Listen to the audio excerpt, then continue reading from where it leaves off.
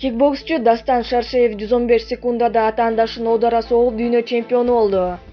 Кикбоксчу Дастан Шаршеев чемпиондук куруу үчүн таймашта россиялык Алексей Додонов 115 секундада атаандашын оодара согуп жеңишке жетти. Бишкектеги Кожомпул спорт ордосунда кикбоксингдин К1 түрү боюнча профессионалдар арасында мыктылардын мелдеши өттү.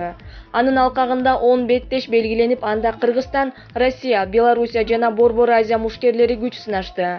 Бул тууралуу Барометр Чекиткейджи сайтынын спорттук кабарчысы жеринен маалымдады.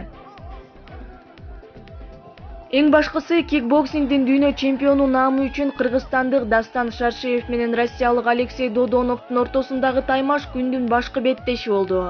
Дастан кечээ Барометр Чекиткейджи сайтына маек берип, атаандаш күчтүү экенин, ага карабай ута турганын айткан болчу.